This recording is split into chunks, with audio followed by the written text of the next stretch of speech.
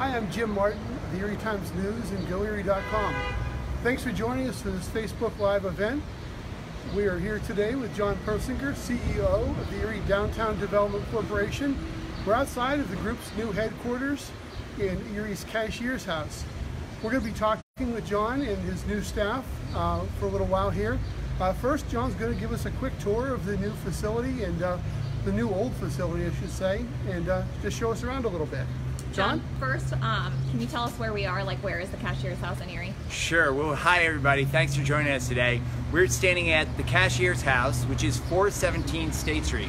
We're right in the middle of the 400 block of State Street, right in the heart of downtown. And we're going to take you through this building and show you the ins and outs. But I say this building's really a symbol for Erie. It's got a great history, great tradition. Built in 1839, it's the first home for the cashier, the CEO of the first branch of the U.S. Bank. But it sat vacant for 10 years, and so we're thrilled to get in it, bring some life into it. We'll talk about some creative things that we're going to be doing, and really excited to have you online. More excited to have you at some point in person. All right, John, let's go on in. Come on in. All right. Welcome to our crib. I was told I get a bonus if I say that. So this is the first floor, and as I mentioned, it was built in 1839 as a home for the CEO of the first branch of the U.S. Bank. The first branch was right next door, which many of you would now know as the West Wing of the Art Museum. And so the CEO, who was known as the cashier, lived here with him, his wife, and some kids. They lived here for a while. The U.S. Bank, as many people will recall, was declared unconstitutional. So at some point he was basically out of a job. But he lived here for a while, and then this building transferred to a local attorney. Through the years, it's had a number of uses. It hosted a girls' school, it hosted a pharmacy. In 1974, the Erie Historical Society acquired it. Yeah, we're going on the first floor here. Okay. In 1974, the Erie Historical Society acquired it. They transferred it to the Art Museum in 2007. The Art Museum did a great job of holding on to it and preserving it, but it had basically been empty and vacant since 2007. One of the big questions that I got when I was hired is, where's your office going to be? It seemed to be the first question everyone asked. And what I knew at the time was that I didn't know where it was going to be, but I knew where it was not going to be. There's definitely a glut of commercial office space in downtown Erie. And we literally could have gone on that first day that I was hired into any commercial office space. But it would have been nondescript, it would have been boring, it would have been an office space that could have been used by an attorney's office, a doctor's office, an accounting office. Really, it had no history or tradition to it. Part of our mission is to revitalize the region by developing the real estate in the core of downtown. And we know that we've got some great buildings here in the core that need some love, that need a bit of TLC to bring them up to modern usage. So we thought, what a great step right out of the gates to show everybody that we are committed to this mission. And when I walked in this building, opened that door as you just came through, saw that grand entryway, came into this first floor, I thought this could be a great place to start the revitalization efforts. As I mentioned, it's owned by the Art Museum. We were fortunate as an organization that the Art Museum Board President, Steve Porter, the new Executive Director, Josh Helmer, and the entire organization were excited for us to come in and be tenants. And more importantly, as I was going through this process of looking for office space, I knew I didn't just want a landlord who I was just going to pay a check to. We wanted partners in these redevelopment efforts. The Art Museum, they are great partners in these redevelopment efforts. We'll do some unique things as we go along here in terms of revitalizing the space, in terms of bringing activity downtown, in terms of bringing life to downtown Erie. All right, John, hold on a second. I'm gonna get a good view of this room here.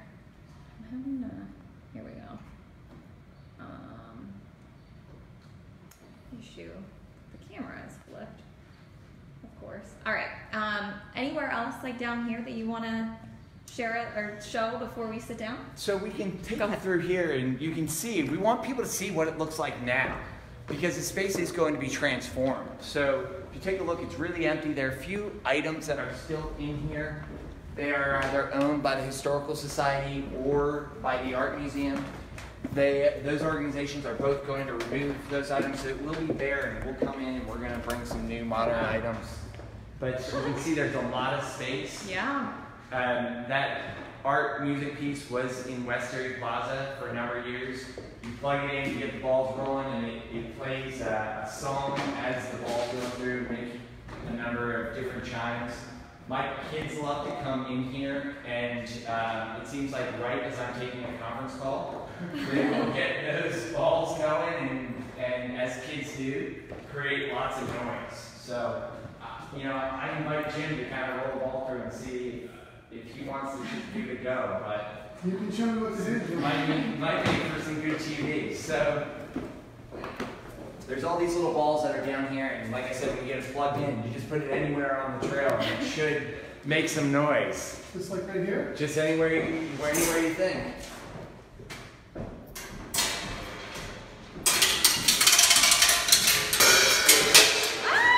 Well done. I can imagine taking a conference call and it's...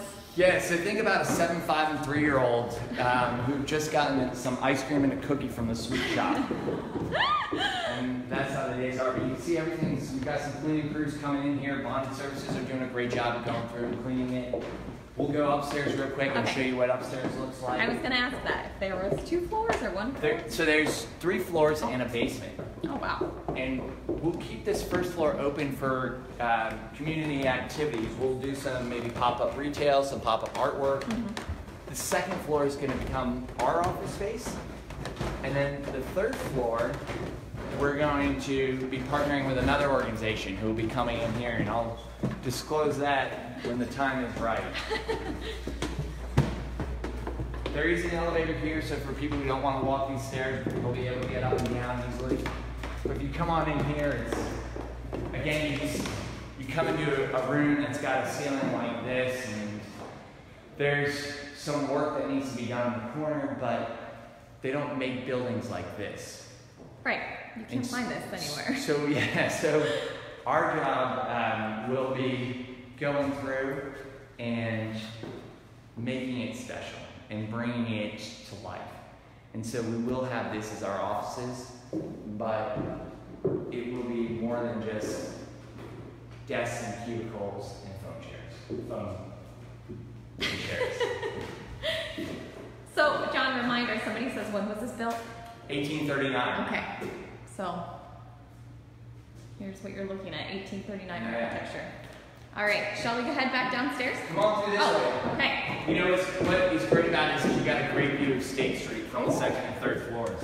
And as Jim's highlighted in his articles, I've spent a lot of time walking this area just about every day. And every day you go on a different walk and you get a different perspective from the way that you're walking. I think it's also important to come off the street level and take a look down and see what State Street, what downtown Erie looks like from the 2nd floor, from the 3rd floor. And what could it look like? Could we put in some rooftop bars? Could we put in a rooftop garden? There's the potential for this area is quite incredible. So it's going to be a lot of work, but it's definitely a lot of fun. We're glad that we finally have a home to base these operations. And right in downtown Erie. Right, So you can right look in out your downtown. window. Yeah. Exactly. All right, shall we Should head make back our way down? downstairs? Sounds Do it. Great. I'll head back through so I can... Come on this way. All right. Here we go.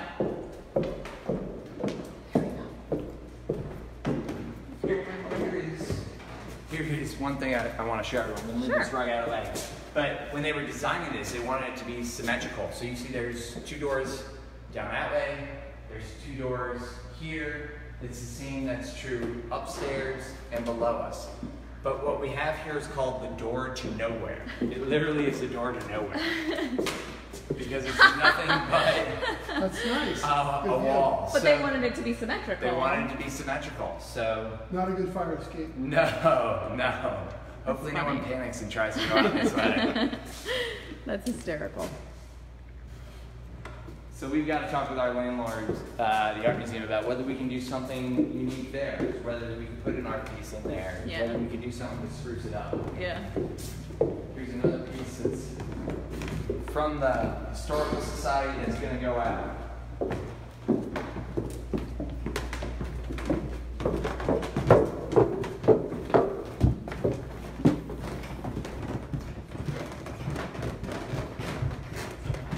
So every day is a bit different, from meeting with business owners about coming and moving a business downtown, to trying to acquire property, to having cleaning services come through and cleaning our spaces.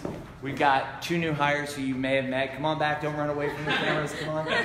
You may know Matt Wachter, who's our new VP for Finance and Development, and Nicole Reitzel, who's our VP for Community Engagement. They're the final pieces of the team. We're so excited that they were willing to come join these efforts. They started on Monday. It's day 3. I don't know if you guys have any thoughts on 3 days into it, but I'm sure the viewers would love to hear it. Yeah. Well, it is undoubtedly incredibly exciting work. Everyone's excited about it. Everyone you talk to, just has something to add. So we're really, really excited to be here. I'm going to be working a lot with the community and working with partners on, developing some programs and fun activities. If your viewers have not been down to Perry Square, it is just alive this afternoon, which is amazing. So, part of our goal is to make that happen 365 days a year. So there's an absolute, to Nicole's point, there's a momentum and an excitement right now in the downtown core of the city of Erie that I've never seen in my lifetime. So it's a fantastic opportunity that this organization was formed. We give all the credit in the world to the board that did so, and the way that they've supported it, both financially and in many, many, many other ways. So it's time to start to capitalize on these opportunities. Great. Shall we sit? Sure. Thank you, guys. Sure. We have a lot of people saying hello, and somebody laughed about the sweet shop comment. All right, so my camera flipped around during this tour, so I'm gonna. We'll just right here, and we'll just hold it during the interview. Hey, we've still got a few minutes, and we invite you to send your comments and questions through Sarah Grabsky, who's working behind the camera. John, let's start with what you want to use the downstairs for. You mentioned to me the idea of turning this rather opulent old space into pop-up businesses. Talk to me about how that might work. So it's a big undertaking for an entrepreneur, for a startup, to start a business. And many commercial spaces require a lengthy lease, 5 years, 7 years, 10 years. That's a risk that an entrepreneur isn't sure if they can take. So before they get their business, what we want to do is help them. We would love for them to come in here, pop up a boutique retail store, some type of maybe some pop-up artwork, but where they can try out their ideas and they know whether it's going to be a success or not before they commit to that long-term lease. We think that will be a great opportunity for the business owner. It'll be a great opportunity for us because it will bring more foot traffic downtown, and that's what we want. Any interest so far? We've had a number of businesses that are interested. We've had some art curators who are interested in doing some pop-up art exhibits, which would also be something fun to do, and it would be short-term, but it allows us to create that life where we're constantly changing, constantly evolving to the community's needs, to what they're interested in. And so I'm hopeful that we'll be able to do something sometime soon.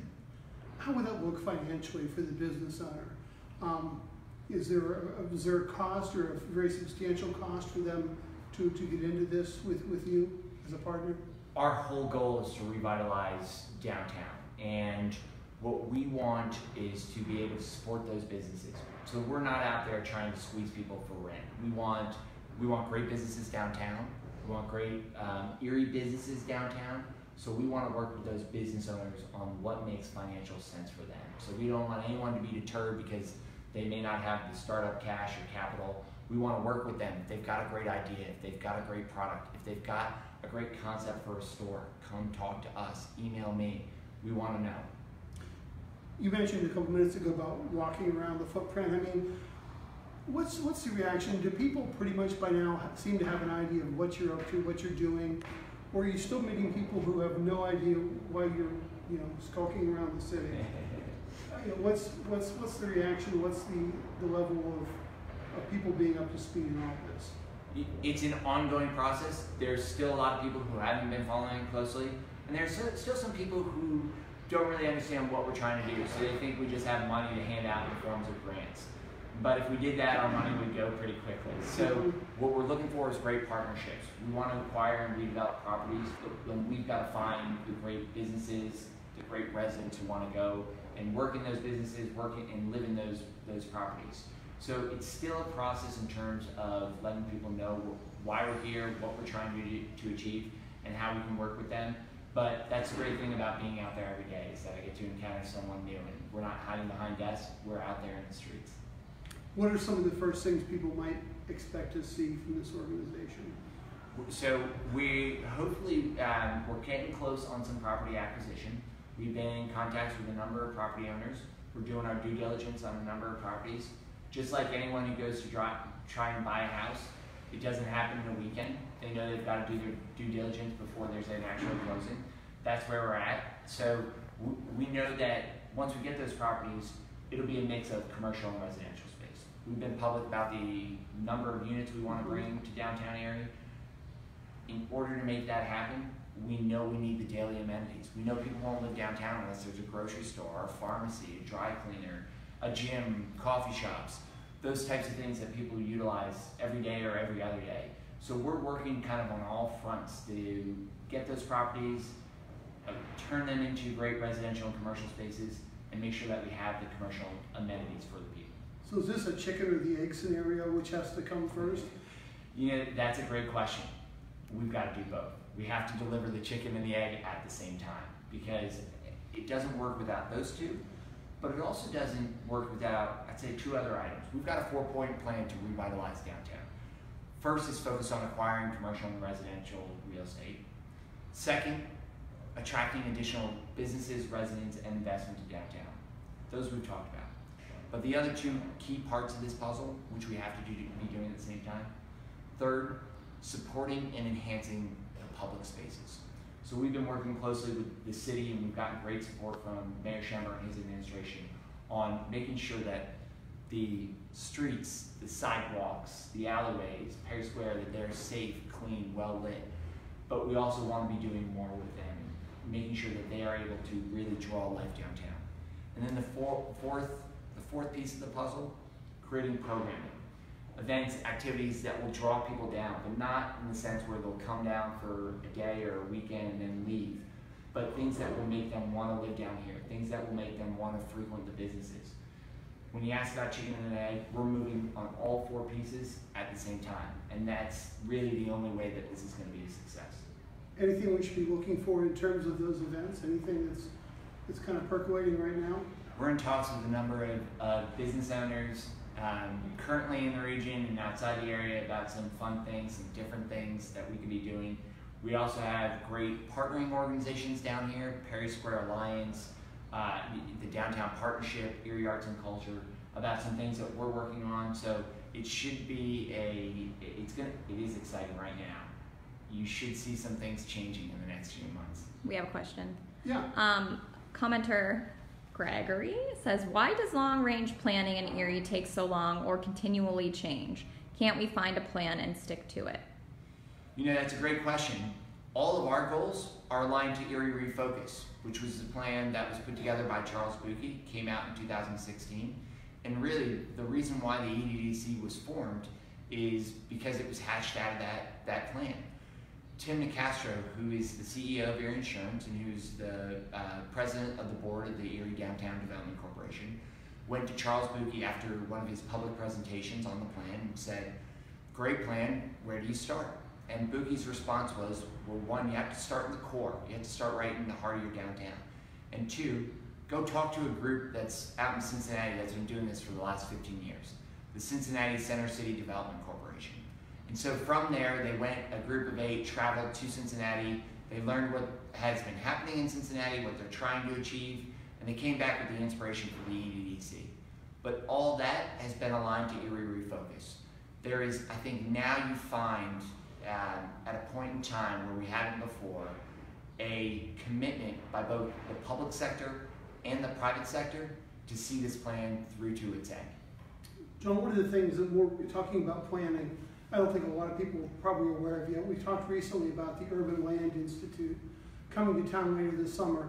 Can you talk a little bit about what that's about and what that might mean to your real specific planning process? Sure. So the Urban Land Institute is the largest network of basically real estate professionals, urban planners, urban consultants. Every year they take their advisory panel, which is a group of experts, to a city around the globe. And we were fortunate, thanks to the efforts of former Mayor Tom Murphy from Pittsburgh, that we were able to leapfrog over other cities to get the advisory panel to come to Erie. They're going to be coming the week of the 29th. They're going to spend a week interviewing a number of different stakeholders in the community. They're going to look at those plans that have been produced. So to answer your question, this is aligned with the Erie Refocus. And then they're going to come up with a number of recommendations, actionable items for the city, for the EDDC to work on. And so we are thrilled that grateful to Mayor Murphy that we were chosen and leapfrogged over other cities. Thrilled that this group of experts who have worked in cities across the globe will be coming here, and we are very excited to see what recommendations they have for us. As I understand it, that gets pretty specific about the planning, like saying almost block by block, really corner by corner, this is what really would work well here. Does that handcuff you at all, or does that give you good insight? I mean, what do you do with that information if it runs a little bit counter to what you'd envisioned? You know, the great thing about being a young, nimble organization is that we can pivot at any point in time. So if we have experts who come in and say, make a recommendation on something that we should be doing, which is different or just slightly altered from what we've currently been doing, we have the ability to really pivot in a different direction. But we're excited. They have done this work before. They've done it in other cities. They know what works. We are eager to see what they think about Erie and what recommendations they have for us. Great. Joe, one more thing. I think we can wrap it up shortly. You've said it a number of occasions, you want people's input, you want them involved. And I think there really is a lot of enthusiasm. People want to see something succeed. How can people help? How can I get involved? Yeah. The best way is to email me, john.persinger@erieddc.org. You can stop me on the street anytime I'm out walking, but email is really the best way to reach me. We need ideas, we need your help getting things done, and we need money. These efforts, it costs to acquire buildings and redevelop them, it costs to put on events. We know people want to see things happening in downtown, so come be a part of this exciting time, this transition that I think is really going to be a turning point in Erie's history. Great. Thanks to everyone for joining us today. John, thanks for having us here at the Cashier's House. Thanks so much, and as I mentioned outside, look forward to having you back here in person.